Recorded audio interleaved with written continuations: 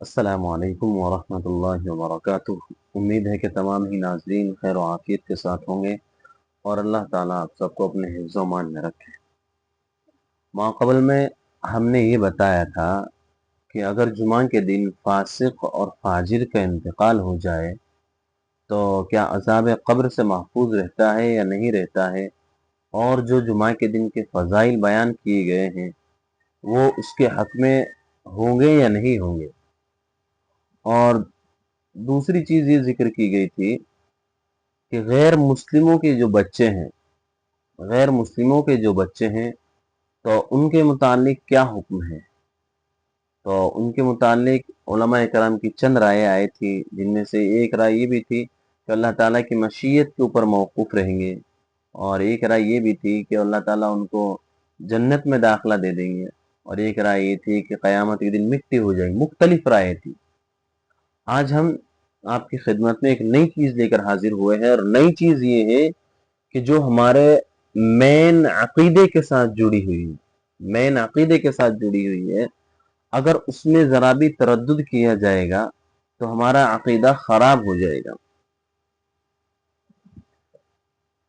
کہ اولیاء کرام اور بزرگان دین اپنی قبروں کے اندر حیات ہیں یا نہیں ہیں، متصرف ہے یا نہیں ہے، یعنی کسی چیز کے اوپر ان کا تصرف حاصل ہے یا نہیں ہے۔ تو اس کے جواباً عرض یہ ہے کہ اولیاء کرام جتنے بھی ہیں، اگر کوئی ان کے مزار پر جاتا ہے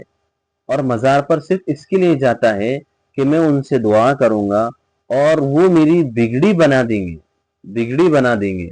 اور وہ میرے معاملات کو درست کر دیں گے، تو کہا کہ یہ موجب شرک ہیں، اس سے ہمیں بچنا چاہیے۔ ہاں، اگر ہم اس کے لیے جا رہے ہیں کہ ہم وہاں جا کر اللہ سے دعا کریں گے اور صرف نیک لوگوں کو، بزرگوں کا وسیلہ پکڑنے کے لیے جا رہے ہیں کہ ہم وسیلے کے ذریعے سے ان سے دعا کریں گے، تو اس میں کوئی فائدہ نہیں ہے۔ کیوں؟ کیونکہ مزار پہ نہ جائے تو اچھا ہے، اپنے گھر پر بیٹھ کر ہی وسیلے کے ذریعے سے دعا کر لیں، یہی بہتر ہے، مزار پہ نہ جائے۔ اور دوسری چیز یہ ہے کہ بزرگان دین اپنی قبروں کے اندر اپنے جسموں کے ساتھ حیات ہیں یا نہیں ہیں، جیسا کہ انبیاء علیہ السلام اپنے جسموں کے ساتھ ہیں، کیا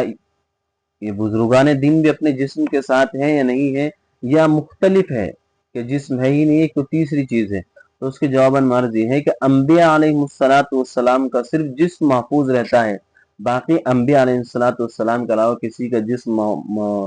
محفوظ نہیں ہے، نہ شہداء ہے، اور شہداء کے بارے میں جو آیا ہے کہ وہ حیات ہے،